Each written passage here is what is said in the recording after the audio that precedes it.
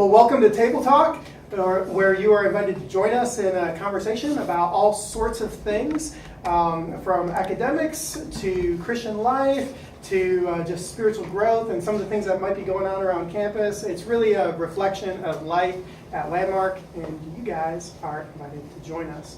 So we have today Coach G and Mr. Matt Huff, who's our English department head. And we're just going to be talking a little bit about why we started to have this opportunity with this podcast. And so, Coach G, I think a lot of this started from conversations that we've had. And so just why a podcast? Why now? What are we doing here? Yeah, well, forever, the conversations has been so encouraging to me as we're sitting down at the table at camp. We're in the hallways and begin a conversation, and just like, man, wouldn't it be incredible to just invite our parents and people that loves Landmark, that people's a part of Landmark, or just to having somebody that we know, man, they might benefit from this, and not from our wisdom. It just iron sharpening iron. And of course, in the Christian Life Department, one of our buckets that we really wanted to really focus on is our parents. How can we get them more involved and let them know what's going on? And so, man, this is just a great way. I just thought we can't get everybody around the table to talk,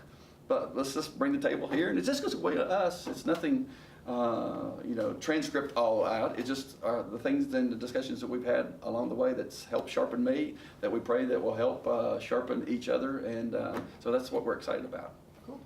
Yeah, I think too, just between being a teacher and a parent, that when you have both of those roles where you're trying to educate your own children and other children, the idea that what is taught in the classroom or what we talk about here might be talked about at home as well, so that the dinner table conversations are extensions of the classroom conversations and vice versa. So students are surrounded by godly instruction, godly leadership through a partnership between school and home. So I think just a way in which we can record some of these conversations, just get excited over some of the things we're talking about at school, some of the things we're trying to guide our students toward, and then be able to actually reach that out to families so they can partner with us. As we say, why not? Yeah. And most of my growth, or a lot of my growth over the years, has not been in a classroom setting or behind and listen to a pastor. It's just conversations with men and women of God, and just sharpen each other. So that's why I'm excited about this. Matt, you were talking a little bit about this opportunity of having conversations both here and at home, and having that help in not only the educational, academic formation, but primarily the spiritual formation of the students. And that's one of those unique things within a Christian school, that we get to have that opportunity for partnership. Right. And so when you think about Christian education, what do you see as making an education being distinctly Christian?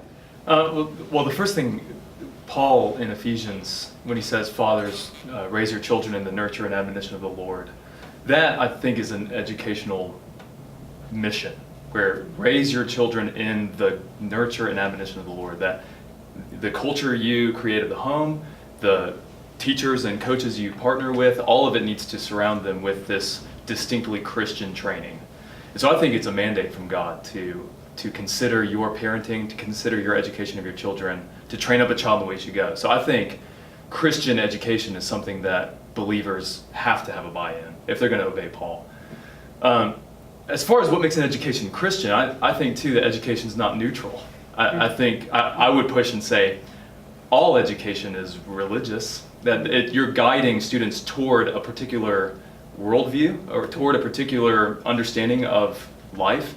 And humans are worshiping creatures, that we will set something before us as the ultimate authority, whether that's ourselves or God or politics, the will of the people. So I'd say it's not whether or not your school is religious, it's which religion, which God are you training them to love and imitate. And so I'd say Christian education then is a kind of education that places Christ at the center of all things, like in Colossians, where physical education, fine arts, science, math, all of these are dimensions of the character of God, the one true God.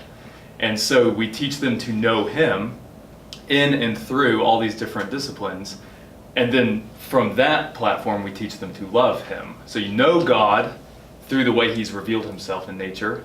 And then you learn to love God and imitate him by applying that knowledge and that wisdom. And in that way, I'd say you are training not just a mind and not just a heart and not just a body, but you're training the soul. You're trying to instill within that student a love of the right things and a virtuous mission to serve the kingdom of God.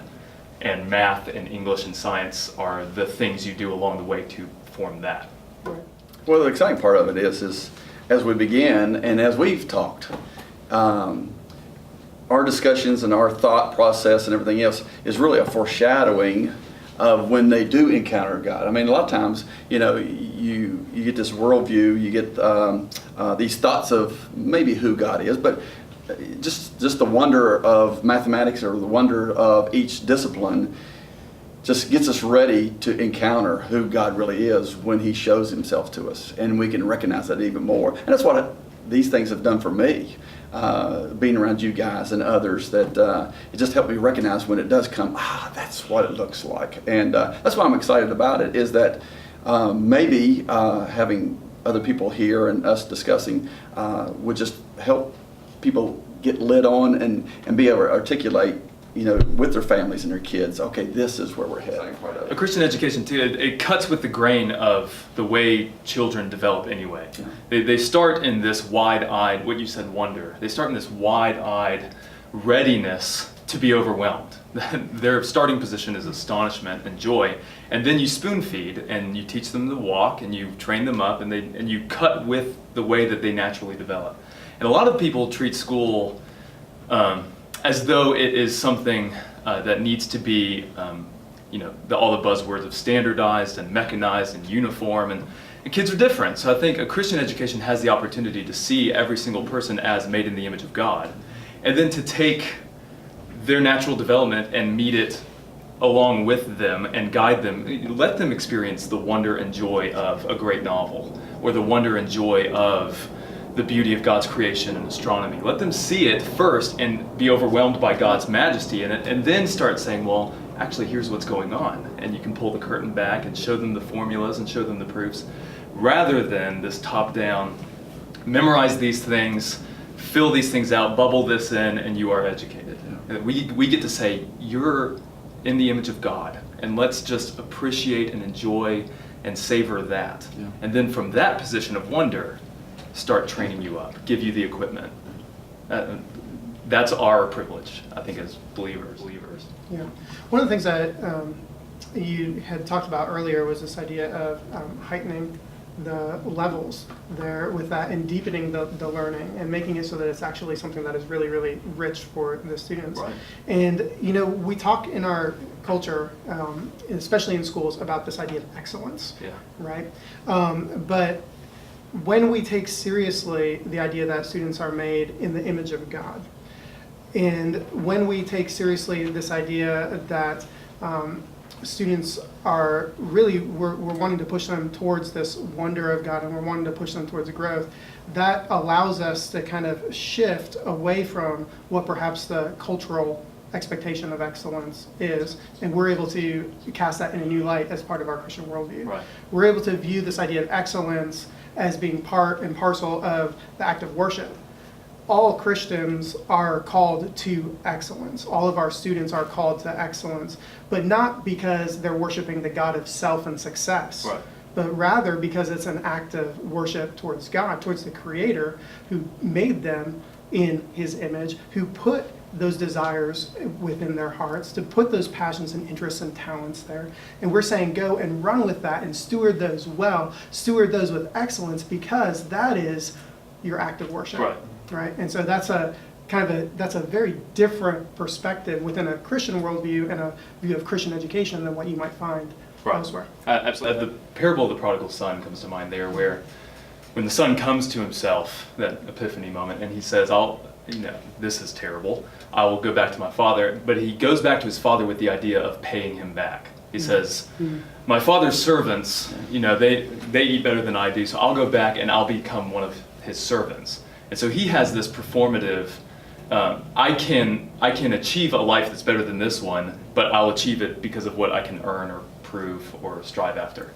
And when he comes back, he says, I'm not worthy to be your son, I'll be your servant. And the father flips it and says, well, no, you're not worthy to be my servant because you're my son. Right? It's that we can't glorify God because we're excellent.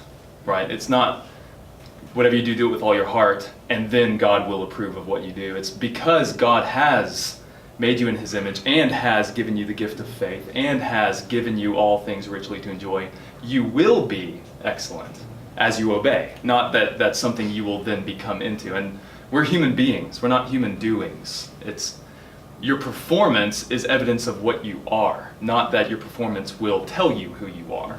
And that's where a lot of other school systems have it wrong, where we'll grade your performance, and if you measure up, then you will earn a certain status. But we are saying you are these things. You are a child of God, made in his image. You are being prepared to impact the world for Jesus Christ, and therefore how you approach your work, how you approach this will be excellent.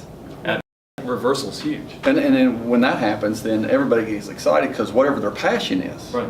you know, you're working with the scholars, right? Whatever your passion is, that's where you can pursue it with all your heart, whether it be fine arts or what, you know, athletics or as far as literature, is pursuing that, knowing that, listen, it's not me, it's the Galatians 2:20, you know, it's not I that lives anymore, but now the I that does live is the one that Christ lives in me that produces the fruit. And that's when it gets exciting. Yeah. And that's what helps me with just being around you guys, because it continues to remind us and to challenge us is, Lord, what is it for me? So it's exciting. It really is.